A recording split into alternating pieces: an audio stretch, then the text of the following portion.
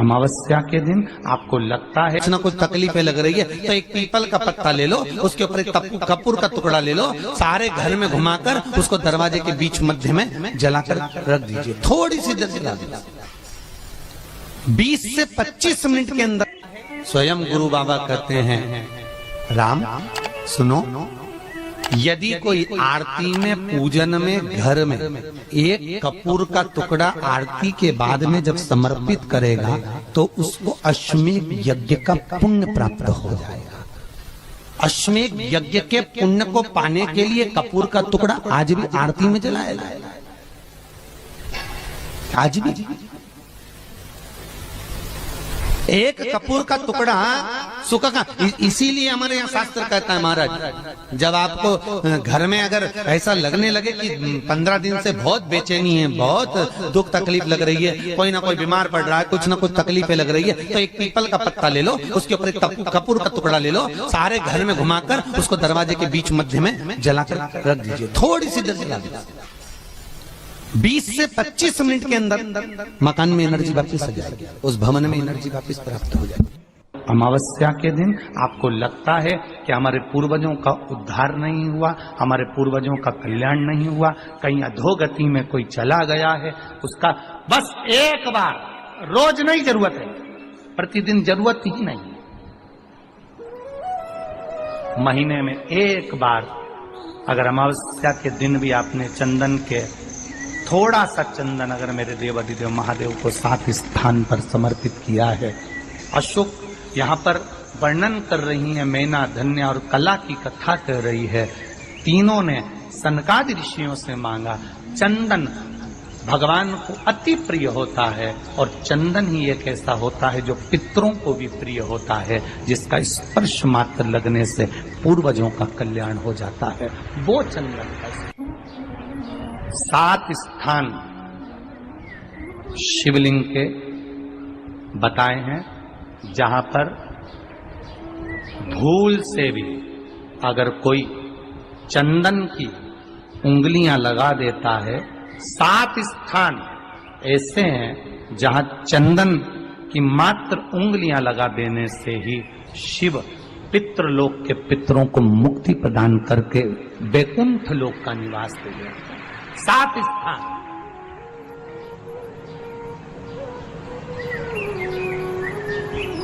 और वो 7 स्थान जो चंदन के बताए गए, पहला भगवान देवाधिदेव महादेव के शिवलिंग पर चंदन का लेपन। समझ लेना जरा बहुत अच्छे से। आपको लगता है स्वप्न में कोई मुर्दे दिख रहे हैं, या कोई जल रहा है, या कोई मर रहा है, या कोई चला गया है, ऐसा भय लगता है। बच्चों को मानी भेजूंगी ऐसा हो जाएगा, पति को मानी भेजूंगी ऐसा हो जाएगा, कोई हमारे कोई गलत तो नहीं कर रहा है। आपको लगता है 7 स्थान चंदन के बताएं महाराज। पहला शिवलिंग, दूसरा जहां गणेश जी का स्थान है, मालूम है ना सबको, जम के बोलो जरा, मालूम है ना सबको, जहां गणेश जी का स्थान है वहां अलग से गणेश जी बैठे, वहां नहीं। शिवलिंग में जलाधारी के ठीक सामने राइट में गणेश, लेफ्ट में कार्तिकेय, बीच में अशोक सुंदरी। तो पहला चंदन बाबा के शिवलिंग पर, दूसरा गणेश जी पर चंदन की उंगली, तीसरा षडानंद कार्तिकेय पर चंदन की उंगली, चौथा अशोक सुंदरी पर चंदन की उंगली, पांचवा जलाधारी पर चंदन की उंगली, छठा जो शिवलिंग का जल बह रहा है इसके ठीक विपरीत की ओर चंदन की उंगली, और 7वां चंदन नंदी के मस्तक के ऊपर जो 2 सींग लगे रहते हैं उस पर चंदन की उंगली। ये कब लगाई जाती है? या तो अमावस्या के दिन आपको लगता है कि हमारे पूर्वजों का उद्धार नहीं हुआ, हमारे पूर्वजों का कल्याण नहीं हुआ, कहीं अधोगति में कोई चला गया है, उसका बस एक बार, रोज नहीं जरूरत है, प्रतिदिन जरूरत ही नहीं, महीने में एक बार अगर अमावस्या के दिन भी आपने चंदन के थोड़ा सा चंदन अगर मेरे देवाधिदेव महादेव को 7 स्थान पर समर्पित किया है। अशोक यहाँ पर वर्णन कर रही है, मैना, धन्य और कला की कथा कर रही है। तीनों ने सनकादि ऋषियों से मांगा। चंदन भगवान को अति प्रिय होता है और चंदन ही एक ऐसा होता है जो पितरों को भी प्रिय होता है, जिसका स्पर्श मात्र लगने से पूर्वजों का कल्याण हो जाता है। वो चंदन का आपके घर में पितृदोष है, आपको ऐसा महसूस होता है, आपको लगता है, तो किसी भी नवरात्रि के पहले जो अमावस्या पड़ती है, मान लो अपन अमावस्या पड़ी, आप अंदाजा लगाइए, तो जिस दिन अमावस्या रहे उस दिन चावल की कटोरी में एक कपूर का टुकड़ा रख दीजिए महाराज, छोटा सा, और कपूर का टुकड़ा रखकर उस कपूर को दरवाजे के बाहर कटोरी में ही, चावल रखी हुई कटोरी में ही उसको पितरों का स्मरण कर कर जला दीजिए। और जलाने के बाद उस चावल को कहीं भी किसी भी वृक्ष की छांव में पक्षियों के लिए डाल दीजिए। शिव महापुराण की कथा कहती है, अगर मान लो पितृ आपको कष्ट दे रहे हैं, पितृ आपको तकलीफ दे रहे हैं, कोई काम नहीं होने दे रहे हैं, या कहीं आपको ऐसा लगता है कि पितरों का दोष है, तो वो पितृदोष देवी, अब ये जो आप करेंगे ये कब कर रहे हैं? अमावस्या के दिन आप उसको रख रहे हैं। अमावस्या के दिन उसको रखकर रात भर आपने रखा कपूर के साथ में, सुबह एकम पड़ गई, नवरात्रि लग गई, उसी दिन उसको जलाकर आपने पटक दिया। अर्थात उससे देवी और पितृ इन दोनों का आशीर्वाद जो प्राप्त होता है, तो घर में से पितृदोष समाप्त होकर लक्ष्मी की वृद्धि प्रारंभ हो जाती है, कार्य में सिद्धता आ जाती है। मान लो अगर पितृदोष है तो करो, नहीं है बड़ी अलमस्ती से रहो, तो ये पितृदोष का स्मरण। तो यहाँ शास्त्र कह रहा है कि पितरों का जो लोक होता है, पितर जो लोक होता है, उस पितृलोक में 64 योगिनियां प्रवेश नहीं करती। शिव महापुराण कर रही है, शंकर की कथा कर रही है। एक छोटा सा उपाय अवश्य करिएगा। मान लो आपको लग रहा है कि आपके घर में पितृदोष है, आपको ऐसा महसूस होता है, अमावस्या पड़ती है, चावल की कटोरी में एक कपूर का टुकड़ा रख दीजिए मां, छोटा सा, और कपूर का टुकड़ा रखकर उस कपूर को दरवाजे के बाहर कटोरी में ही, चावल रखी हुई कटोरी में ही उसको पितरों का स्मरण कर कर जला दीजिए। और जलाने के बाद उस चावल को कहीं भी किसी भी वृक्ष की छांव में पक्षियों के लिए डाल दीजिए। शिव महापुराण की कथा कहती है, अगर मान लो पितृ आपको कष्ट दे रहे हैं, पितृ आपको तकलीफ दे रहे हैं, कोई काम नहीं होने दे रहे हैं, या कहीं आपको ऐसा लगता है कि पितरों का दोष है, तो वो पितृदोष देवी, अब ये जो आप करेंगे ये कब कर रहे हैं? अमावस्या के दिन आप उसको रख रहे हैं। अमावस्या के दिन उसको रखकर रात भर आपने रखा कपूर के साथ में, सुबह एकम पड़ गई, उसी दिन उसको जलाकर आपने पटक दिया।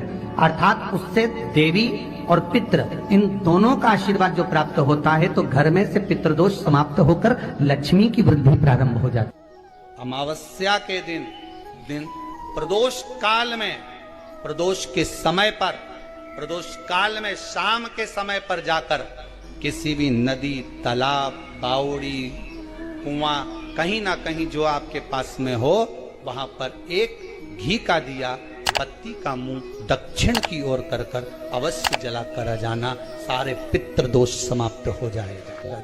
अगर नदी, तालाब, बावड़ी, कुआं नहीं है तो पीपल का वृक्ष हो या बेलपत्री का वृक्ष हो या बट का वृक्ष हो, उसके नीचे लगा दो प्रदोष काल में। और अमावस्या के दिन लगाएं जरूर। क्यों? क्योंकि अमावस्या 16 दिन तक पितृ मृत्यु लोक में आने के बाद में भोजन ग्रहण करते हैं।